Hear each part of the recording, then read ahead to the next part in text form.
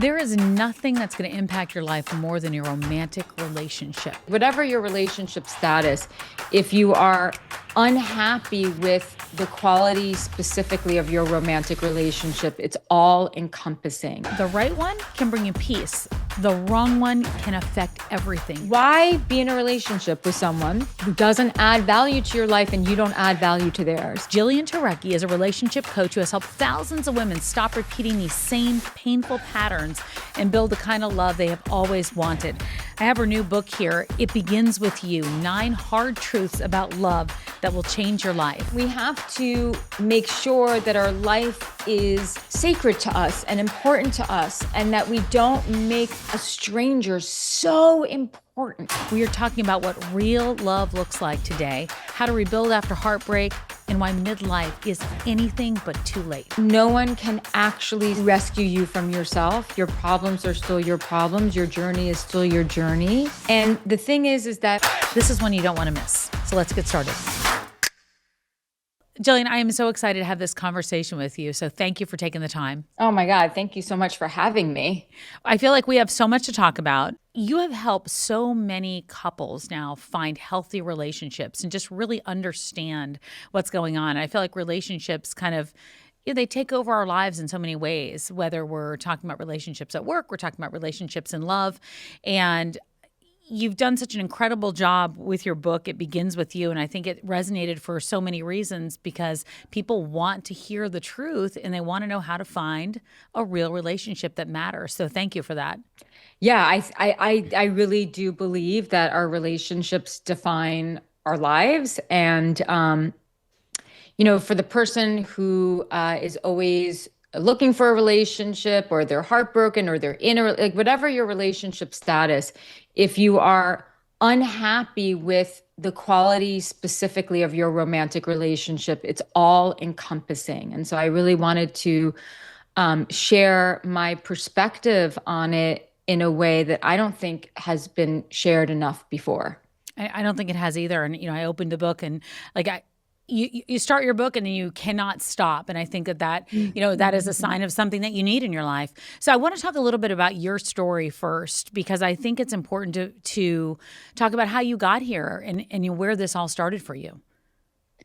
Yeah. Well, I mean, it all started with yoga. I think I was a yoga teacher for many, many years. So I was always very curious about the mind-body connection and really how to fortify one's relationship to themselves. And I also recognize that if we're feeling more at peace or centered within ourselves, and that doesn't mean we're always like that, but if we can have a more robust center of emotional gravity, an emotional center of gravity that feels more centered and more robust, then our relationships are better. And then, I wanted something more for my life. I didn't know what that was. I also wanted to get married, and I ended up meeting the man who would become my husband and then my ex-husband. And I thought, because I met him at 37, so I thought that that's a little later in life, and I'd had lots of romantic experiences and relationships. And I thought, I'm mature, I know what I want. And it just was, the marriage was just in many ways a catastrophe. Honestly, it was very, very difficult.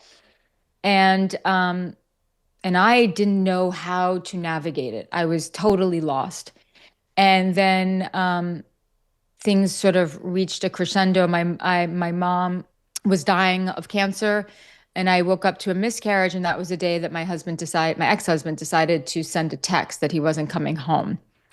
And so that day, which is how I begin the book, was like the end of my life in many ways, because it was a huge turning point. It was like as if, the universe or God or whatever you believe in, some sort of force. It was like, okay, Jillian, like you thought you were going this direction, but no. You actually have to go in the opposite direction.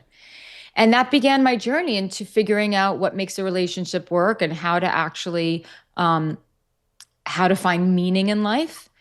And here we are today. Well, I love the fact that you talk about the nine hard truths that you need because I think they are. I think sometimes we think we were brought up one way of what love Yeah. looks like, and when we really go back and look at that and assess it, it's very very different. I had the husband that turned into the ex-husband, and I had at the time the same thing. It was a little later in life, so I thought I'm on this timeline, like I better figure out where I'm going. It's probably time to get married. And I wound up in an emotionally and physically abusive relationship, and I couldn't Wow. believe I had got there because I thought, wow, I understand career, I understand how to do all these other things in my life. How did that become such a failure? And I Yeah. went through a thing where I was like, I'll never get married again. Fast forward 10 years, I am, and so I want to dive into that because I want women to feel like there's some real hope there. And I know that's what you talk about, but it does start with you as a person, and not only what you're looking for, but understanding what all of it means. So, I work a lot with women in midlife talking about menopause, and eventually these conversations always turn to relationships, no matter what. They always eventually go to relationships, whether someone's in one long term and they're assessing it again and looking it over, Yeah. or they're looking back into dating. So many women over the age of 40 are single. Why do you think that is? Oh man, I don't this is a big conversation. There's lots of different reasons. One is that we live in a time where women are making more money than ever and are Hmm. more independent than ever. So a lot of them are choosing to be single or choosing not to get married. Let's say they're in a Right. relationship, but they're choosing not to get married because they don't see the point in getting married. Whereas in the past, especially through a heteronormative lens, it would be you get married because you need financial support Hmm. from your husband. Yeah, and you need other things, but you want to build a family, you want to be at home, and your husband would be sort of the one sort of monetarily supporting the family. And so things have changed a lot for women. Yeah. I think now, at least for the women I work with, uh, most women, they want to be with someone who's financially stable, but what they're looking for more is someone who's emotionally supportive, right? So women don't need that. It also depends where we're looking. If we're looking Hmm. at cities, or if we're looking more like, Yeah. suburban areas, it's definitely different in cities. I think that also women, this is along the same vein, is that women's focus. Here's the thing: all the women I work with, they want love, they want a relationship, but they're also focusing on other things like their career.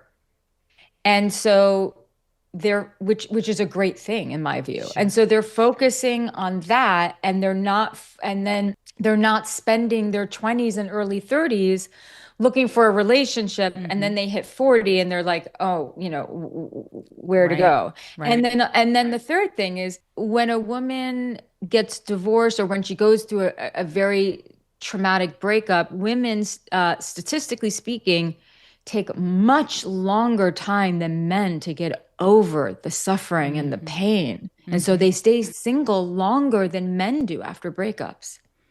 I so agree with you on that because I think that they're trying to assess a lot of things, right? Like the hurt, Mhm. and then figuring out the role that they played in it versus just moving on and saying next, and we'll see who else is out there.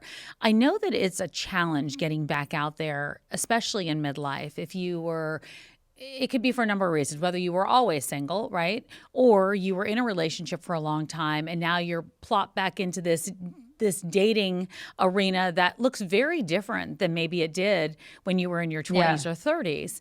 And so I want to Yes. talk a little bit about that because I feel like dating can be a real challenge. And I know a lot of women are like, I don't know where to start. All the good ones are gone. I don't even know where to begin looking right now or how to go about dating. The first thing that I want to address is people really have to be mindful of their belief system. Mm-hmm. If you believe and keep saying all the good ones are taken, Mm-hmm. if you believe that all everyone out there is a narcissist, or I'm too old or anything like that, you are not going to meet anyone. This is just how things work. I have worked with many women in midlife, some in their mid 50s. and they're having the time of their life. I mean, it's like raining men on them. And some of them who date women is raining women. Why? Well, are they any more attractive or impressive than than maybe the younger ones? No, but they just have a different they believe in themselves, and Hmm. they don't believe in all the stress and the pressure that everyone is talking about when it comes to dating. Look, it has never been easy to find the person or to meet the person who you are going to fall in love with and spend the rest of your life with. You have to be so patient, and it Hmm. is almost always going to take longer than what you are comfortable with. And you can't just go out on 10 dates and then say, screw this with dating. Hmm. But what you can do is stop giving second dates to people who you don't like and start giving second dates to people who you may not be initially that attracted to, but you like them. And so that's really important because I see all the time, I see this with women in particular. It's like, oh yeah, they want to keep seeing the person, Right. even though the person is showing all these signs of being not having strong character, but there's physical attraction there. And so you need to be much more mindful of that. I'm so glad you said that because I think that's such an important thing to drive. Well, all of it's such an important thing to drive home, but especially the mindset part because I know you talk a lot about mindset, and I know that I Yeah. hear those. I don't know. They're just phrases over and over again. Like I'm too old. All the good ones, and those set Yes, in. Like your ears they hear what your do. mouth is saying, and I Yes. do think I love the fact that you're working with people that are in their 50s and beyond that are having the time in their lives because I do think They it has are. to. They are, and it's really encouraging, and I want younger women to feel encouraged by that and not think that Yes. it all ends once you hit midlife. Part of it is not our fault, right? Hmm. Never have we, I mean, what is going on with women right now and plastic surgery is out of control. Hmm. What's going on with women right now and injections, I mean, there are women in their 20s and early 30s getting Botox I and lip know. flips and this beautiful, stunning women Hmm. who are so young.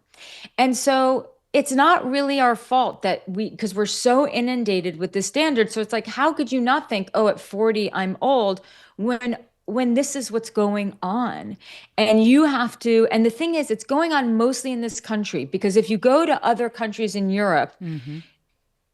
many European men don't even register a menopausal woman in the sense that he doesn't care. Yeah. He doesn't Yeah. care. He thinks a woman in her 60s is beautiful. Like age is not the hang up on age is really in the United States. And I, so I wanted to add that because I wanted to acknowledge that it's not just that it's all in your head, but some of it is.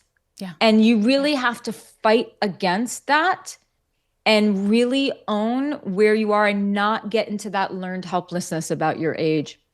Yeah, I'm glad you said that because you're right about Yeah. that. It is in your head and it's in society. And we've seen and we've Yes. been kind of trained that way. You know, I spent 30 plus years in television and I remember them telling me, listen, right, it was a woman that said right around 40, you better think of another career because you're going to age out. And that was very she wasn't being mean. She thought she was No. offering me a actually genuine advice. And so Yes. we have been brought up with that, and hopefully we're turning a page a bit as we're living Yes. longer, as we're seeing more women in midlife, in the media, and seeing them out in Kicking front ass. and Yeah. kicking ass in a huge way. I Yeah. mean, I see women. Yeah. I forget Major. about second chapters. There's third, fourth, fifth. I mean, I think that Yes. you Yes. know. And you're right about Europe. When we walk around Europe, and you see these women that are older, and they're gorgeous, and they own it from within too, which Yes. is the big part Yes. of all of it. Second dates, not giving somebody a second date. I want to go back to that because I think Uh-huh. people need to hear this again. Not giving people a second date that eventually, probably somewhere in your gut, is not going to be the person, but somehow you're working toward. I think when people make you work for it, somehow you think that like that challenge is something that you should be doing. The person that's a little bit cooler to you, that sort of blows you off a little bit, might be interested, might not be, versus I don't know, the good guy or the good girl that you like the person, but Yes. you're not sure if there's a chemistry there. Can we dive a little bit further into that? Because I think Sure. that's it's a big waste of time, and we see a lot of people Yes. do it. And then Yes. possibly don't follow through with somebody who could be really great for them. Yeah. I mean, I see it all the time. So, it's you go on a date, and maybe it's not, sometimes it's hard to know in the first date. Maybe it's a Sure. week of dating one person, and you get this sense of, this person isn't really not that into me, or they don't seem excited about me. Right. Um, they're not really pursuing me, or they're not really receptive to me. Um, or I just noticed some like red flags. I got a little icky feeling when I was around them, or I noticed something that was just like a bit off. But, you know, you throw in physical attraction, Mm-hmm. and you throw in a dose of loneliness and a dose of, but wait, I'm 40, no one else is going to want me, or whatever it is. Mm-hmm. You throw that into the mix, and what you get is desperation. Mm-hmm. And what happens, and what happen and I know that that's a very taboo word, but I want to normalize it, Mm-hmm. because we have to be able to recognize that in ourselves. It's like that overpowering thirst to be loved and to be in a relationship can be so consuming that we will justify seeing someone who is not that great and not that great to us. And so you have to cut those people off fast. And you can't force chemistry with someone. But I will say that it's possible for it to grow. And so I always say, give it about 5 dates, and not 5 dates of just going out for dinner. Include some dates where you do something fun together. Include some dates with some friends. Include some dates, maybe even a family member. So you start to see who the person is, Mm-hmm.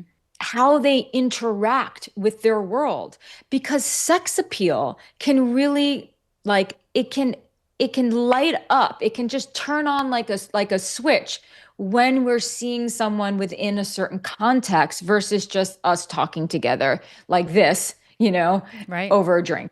Right. Yeah. I so agree with that, and I think that it's interesting to look at what happens in a relationship. When I met my husband, and it took me a while to like kind of even decide I was going to the husband I'm with now.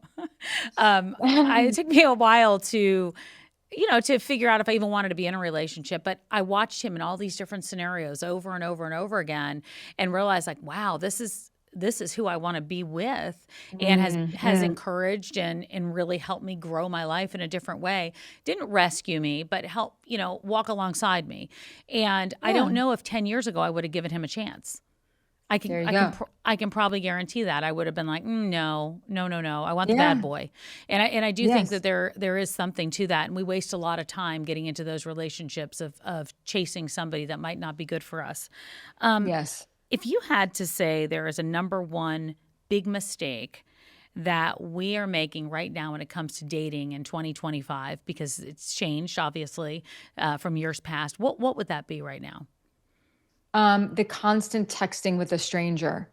Mm, So like you meet someone, but let's say you meet them on a dating app, but you don't actually go on a date with them. You're texting back and forth, or maybe you went on a couple of dates, and then you're spending all day texting back and forth with this person, instead of getting on the phone, or instead of meeting, or instead of just actually living your life. And when you have your next date, you have your next date. That's a really, and that, that's the rise of technology and whatnot. But that's a huge waste, and it gives us a false sense of intimacy. You think you're creating some connection with person because you're constantly texting, when really what's happening, and I understand it can be fun, but what's sure. really happening is that you are like beholden to these dopamine hits throughout the day, like when they're going to text, and you're texting back and all of this. And it's just a bit childish. And I think that what's so important is that when you enter the dating world, you have to know what we're none of us are fully whole. We're not completely whole beings, fully healed beings.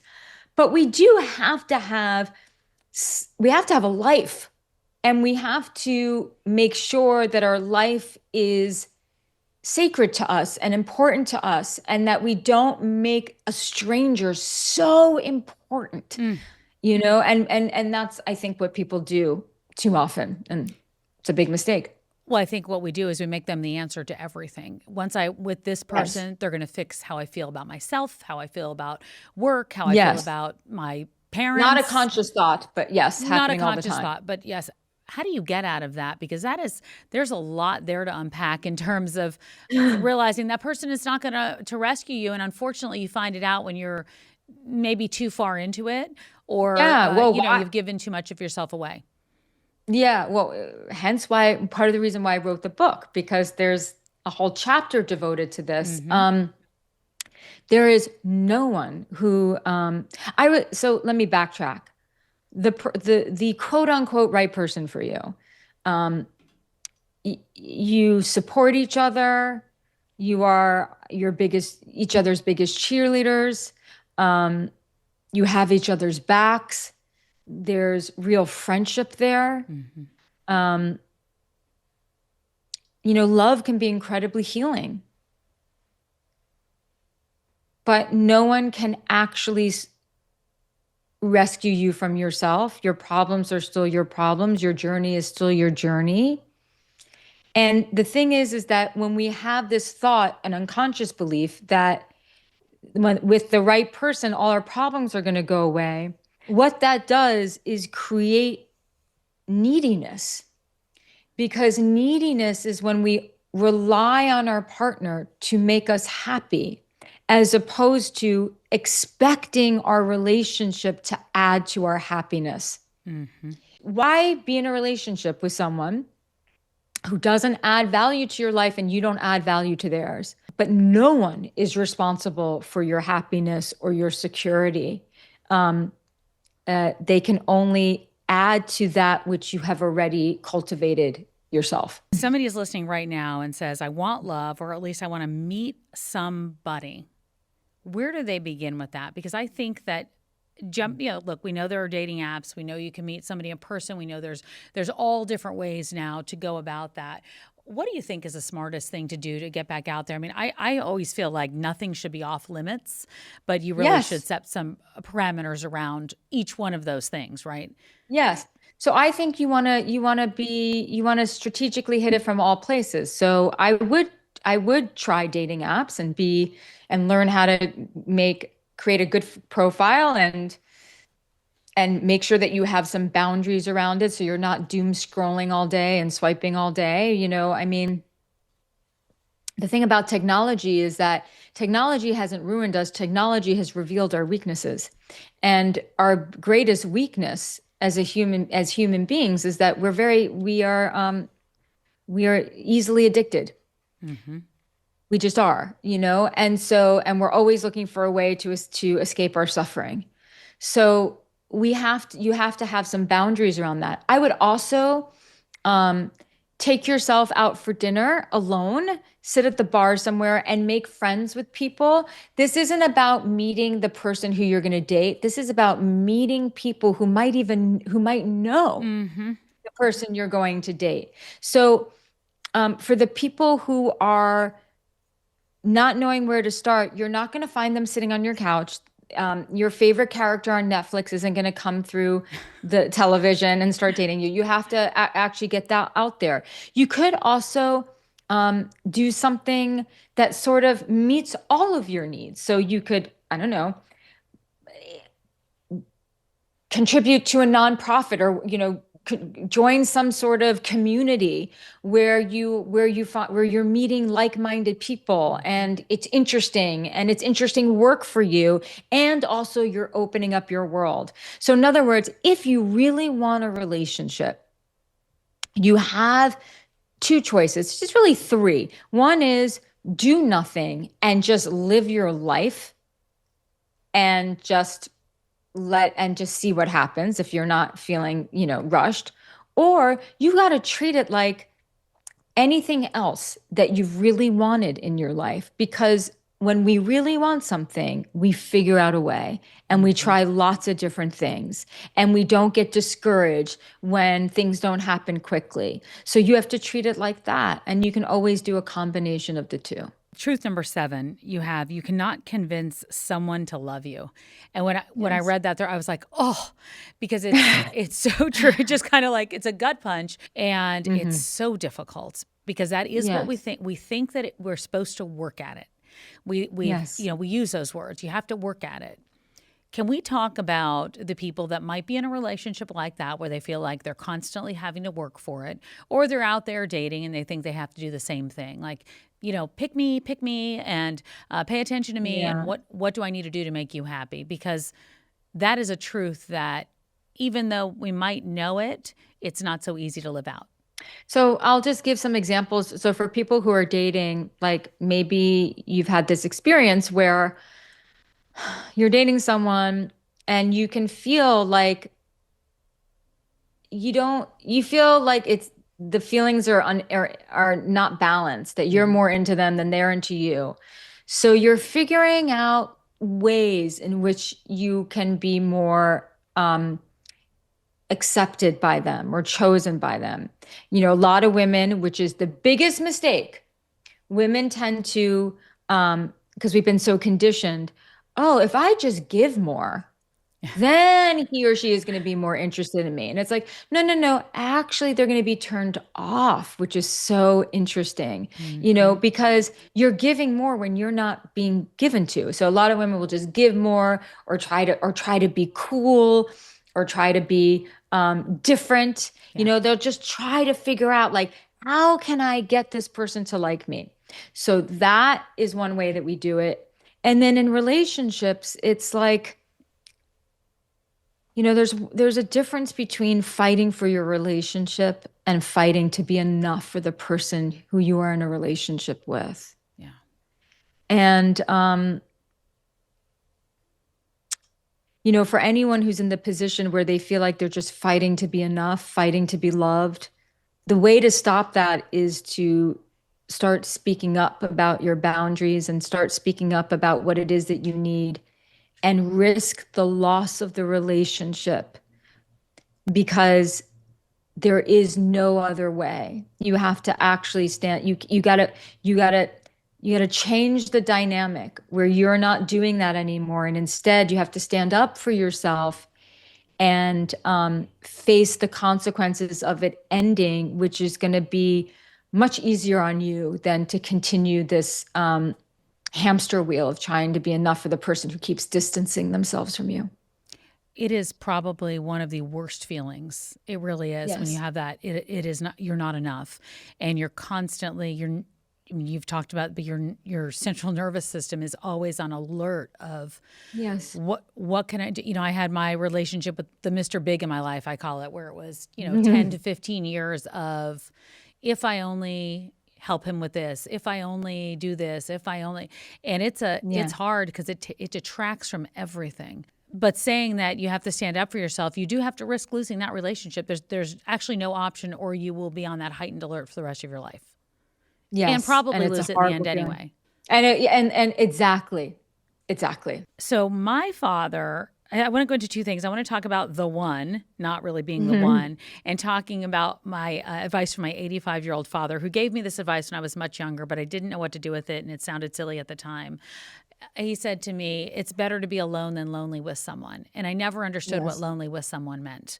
Can we talk a little bit about that? Because being single has such a stigma.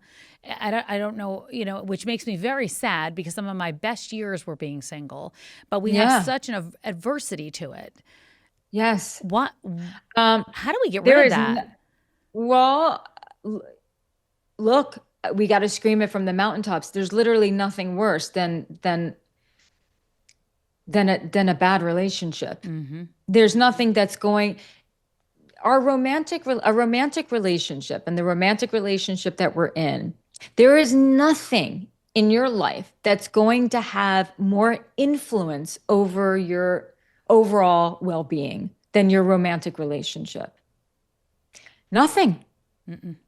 And so we could have a great career, we could have the money we want, we could have our physical health, but like physical health, if we don't have our physical health or our romantic relationship is struggling, we're going to wake up very, very stressed. Everything's going to be off in our lives.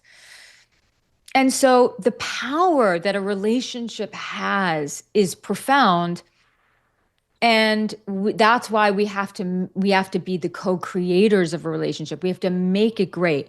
But a bad relationship, and what I put bad in quotation marks, a bad relationship is, you one or both people feel totally unseen, unheard. You're not nice to each other. There's just tons of fighting.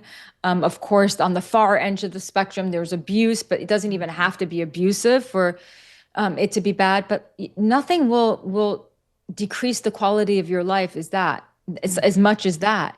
So it really is better to be single and loving your life and not having to worry about someone else and not having to do any of that than to be in a relationship where you feel totally alone and not good enough. It's If the I worst. It's the worst. And if I could lift that pressure off of every person out there from feeling that Yes. the only goal is a relationship in the end, like we all want to be loved, but to Yes. uh to be so fearful of being single, and maybe that's changing a little bit. I'm not Yeah, sure. I think it's for sure. I mean, there's a lot more now. It's interesting. The pendulum has swung, but so there is a percentage of people, especially women, because I think men have had an easier time being single, even though Hmm. men actually um, studies suggest that men live longer when they're in Yeah. relationships. So even though like we began this conversation, there are women who are actually living their best lives single. Hmm.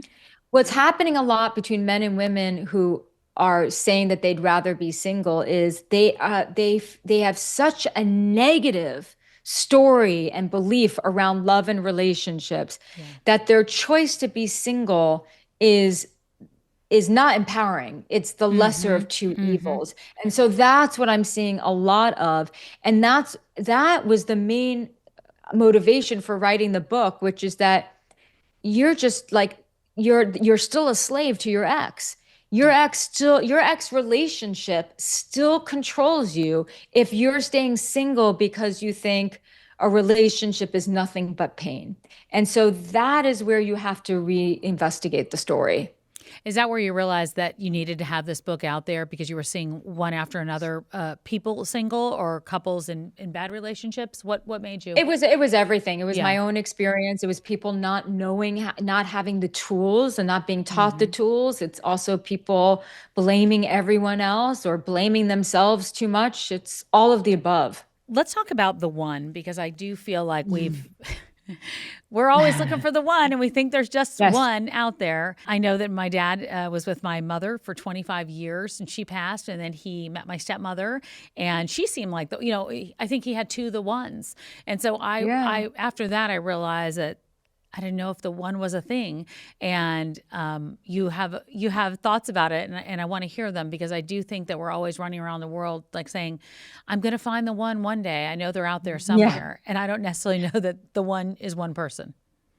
Yeah, well, that's the influence of romanticism on our culture, which is that we're going to meet this person who is our one and true only soulmate, and they're going to be able to read our minds, and they're going to love us the way that our mom or dad never loved us. And Hmm. again, these are not conscious thoughts, but you better believe this is in your psyche because you have to really be aware of this. The chances of you meeting someone who you fall in love with again is dependent on your belief system. Hmm. So you would have to have the belief that there's still love out there. Hmm. You would have to have the belief that even though you'll never, especially if you're widowed or widower, like you have to have the belief that even though you can never replace that person, you could find someone who adds different texture to your life. Hmm. You never know. You have to believe in love. You have to believe in yourself. Yeah, I think that's very important. And so the point is that there isn't just one person, and timing is relevant. You said if you'd met your now husband 10 years ago, you never would have given him a chance. Right. So much of it is not about this one who is this entity out there who's going to come into your life. so much of you matching with the right person is about something that's going on internally inside of yourself. I love hearing you say that because, and I hope that people really hear it and believe it and understand it because it really does have everything. I think it would get rid of a lot of the hopelessness that I often see Yes. because I know dating can be very, very discouraging, but it can also be Yes. really exciting if you're looking at it a certain way during this time. Yeah. So you start off with your the second truth that your mind is a battlefield, and I think we don't always give ourselves enough credit to understand, to think about, what's going on in our mind all the time, thinking we can control it all the Yeah. time. And you also talk a lot about movement. Can we talk about how you get out of your own head? Because I think that technology's done this. We live a lot in our own head. We do, just by Yeah. the way the world is set up right now. How do you help people do that come to you, get out of their head? Yeah. Well, first, well, not first, but there's a few different ways in which I tackled this. If you're in your head and you're likely in your head about and you're replaying a certain narrative or story, let's say it's about your ex-partner or something that someone said to you. Mindfulness is when we can say, "Oh, I'm telling myself a story right now.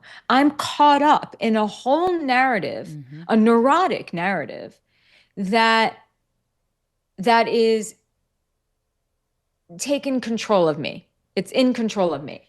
So that alone is humongous for someone to just be able to be like, "Woo, I'm in a story right now." Hmm. So then it's like, so what do you do to kind of like shake it out? Like, because like dogs and animals will kind of register their own sense of that, and then they do that shake to Yeah. kind of shake it out to reset the nervous system. We don't do that. So what we could do is we could take a cold shower. We can go for a walk. We could go and moving your body is the fastest way. It's the proven way, it's the fastest way, it's extremely effective. But also, if you are feeling very, very stressed out, in addition to exercise and some sort of moving of your body and maybe even breath work, you we want to co-regulate. So we co-regulate with a friend, with a family member, with a pet. We can co-regulate with by working with, if we work with people, then working with our clients. Like this is how we kind of get out of our heads. And then if for people who are really going through a hard time, in addition to everything that I just said, find a way to give back is the most important thing, because when we're in our heads, we are in a state of self-consumption. We are just thinking about ourselves. And the fastest way to stop thinking about ourselves is to help something or someone else in need. And it doesn't have to be this grandiose thing. It could literally just be like helping someone with their groceries or calling a friend that's going through a hard time, or Hmm. it could be more of donating your time. This is what gives our lives meaning. This is what gets us out of our heads and into our hearts. We are wired for connection. We are wired for connecting with other people. And that's the way. I know a lot of times when people connect, they think it's love when it's actually lust, and Yeah. those are two very different types of connections. Can we break those down? Because I think when you're Yeah. out there dating, or you're actually in a relationship and you're not feeling that lust part anymore, you're not aware that the love might still be there. So I'd like to break down those two words and just examples of what they mean. Sure. So let's say like in dating scenarios or early relationship scenarios. So lust is the feeling. It's the feeling, basically our biology is being flooded with different neurotransmitters and hormones that makes us feel alive, elated, excited, and excited emotionally and also excited physically. This is like when we have crushes, when we can't stop thinking about someone, where we can go into states of limerence, where we get really obsessive about someone. We think we put the person up on a pedestal. We think this is the one, because we feel temporarily rescued from the monotony of our lives. Lust is very, very fun. It's like Yeah. we're on this earth for not that long to never experience lust. It would be such a shame. Hmm.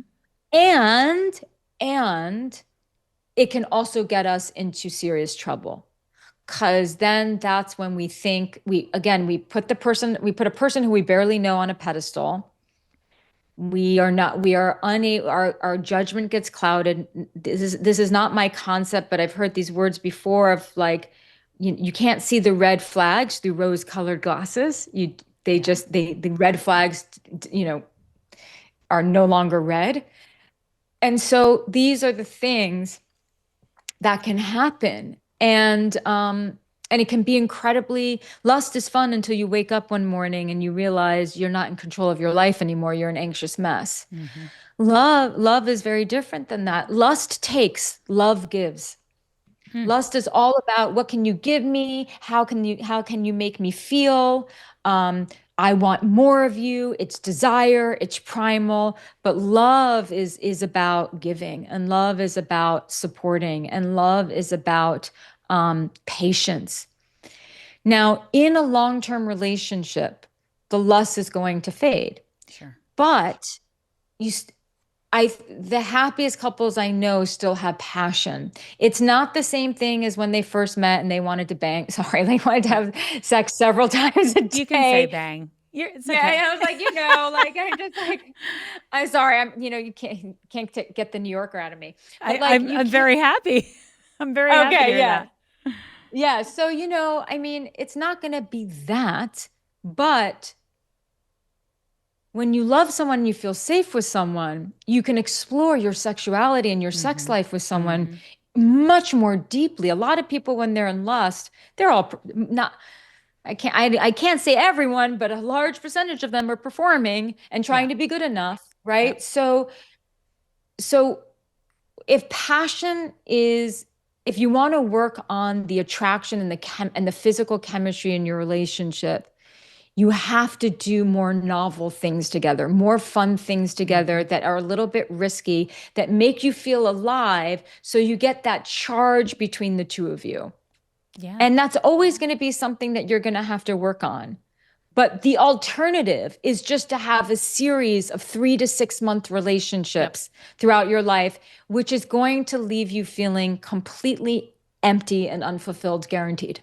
Yeah. And miserable because you're always looking for that next high over Oh, and yeah. over and Yeah. over No. again. And yeah, over and over again. Yeah. Hmm. I want to talk about relationship. We talked a lot about dating. I do want to talk about relationships. I can't imagine the wait list to work with you with relationships. How so we're gonna get the advice here. Um, Yeah. so many women that are going into perimenopause and menopause that we talk to Yeah. on this show are in relationships, are feeling a lack of confidence, are feeling invisibility, are feeling like so their bodies have changed, their mind has changed, their relationship is not what it was before, whether it's because their hormones have shifted and they're not Yeah. feeling sexual anymore. Can we talk about those relationships, because we are seeing an uptick in a lot of divorces during that time, and Hmm. that's not surprising. And then the question is what is it, what's causing it? Is that you've changed your mindset, you're in a different place in your life, or is it where you are right now as a woman? So I want to talk to women that are in this area Yes. and they're in a long relationship and it just doesn't have any, it's not, doesn't feel good anymore, it doesn't feel great anymore or exciting anymore. So I want to speak to something that I've seen over and over and over again and experienced myself in midlife with women, you know, 40 to 55, let's say, or 57, Hmm. women who are in the perimenopause and menopausal journey. Burnout Yeah. is the number one thing that I see most commonly throughout. Women who are in relationships, let's just speak to the ones who are in relationships, who are not giving to themselves, and they have spent years giving to everyone else. And I don't know about you, but to me, my experience is that the best way to replenish yourself and your vitality, which includes your hormonal health, is to fill your cup, is to get rest, is to give to yourself, is to connect to yourself in that way. And so the first piece of advice I would give based on my experience working with these women is, how can we come up with a plan where you are giving to yourself, where you are making time for yourself, time for your hobbies, time for rest, time for the connection that you might need outside of your relationship, like Hmm. with your friends or with community. I don't know about you, but that has been the common thread where I've met a woman going through that transition and feeling sort of lifeless in her marriage. And I really mean 9 out of 10 times there is, she's not giving enough to herself.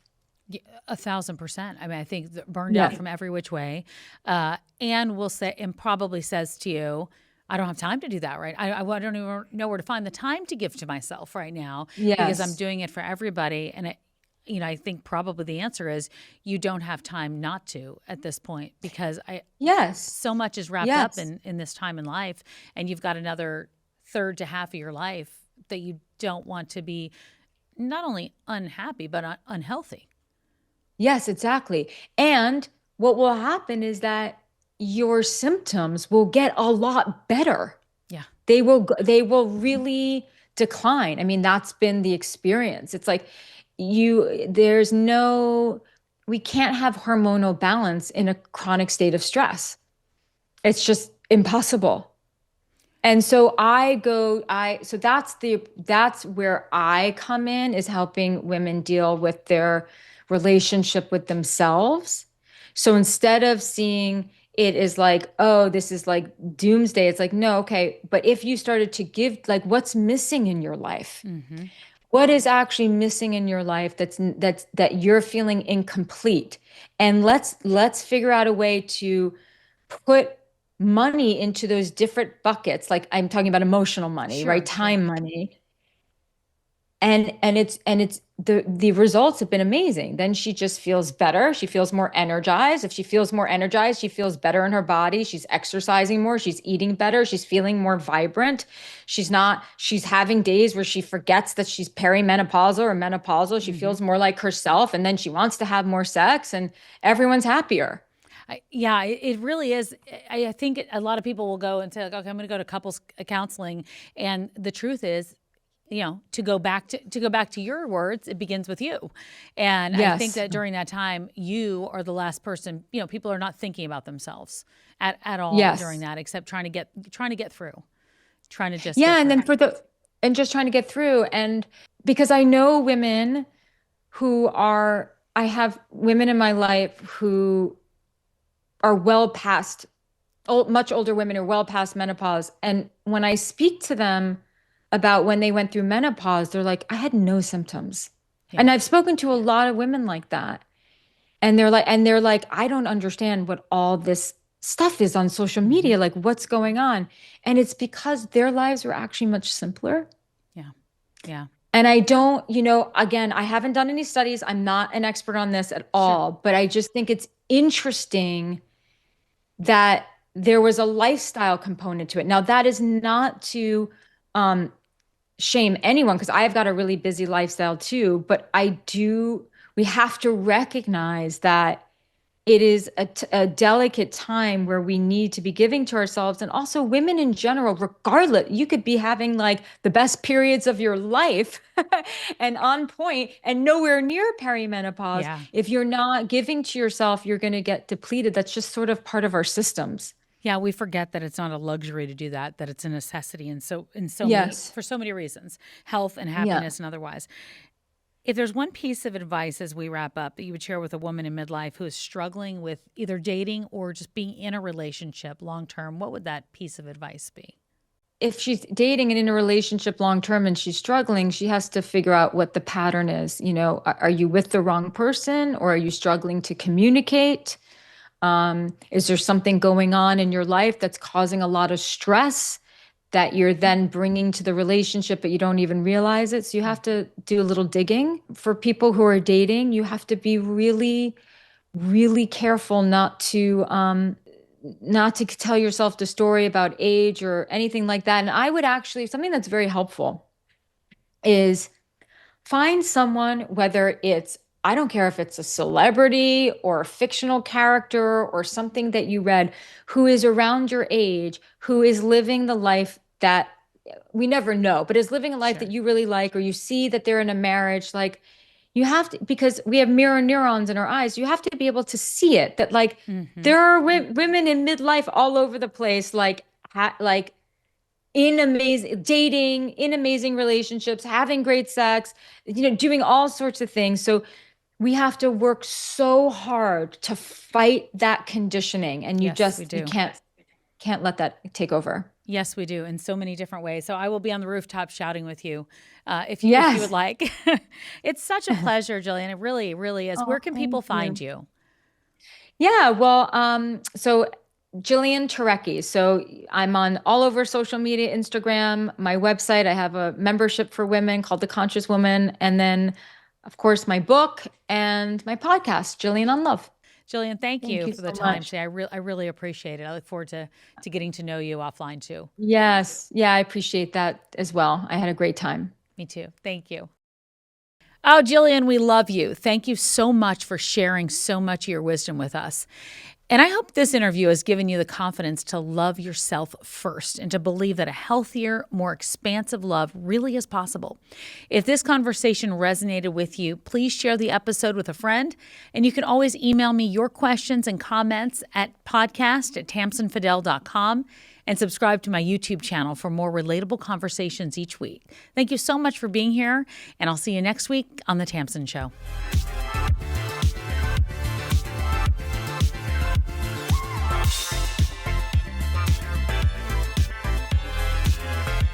The Tamsen Show is an original production by Authentic Wave.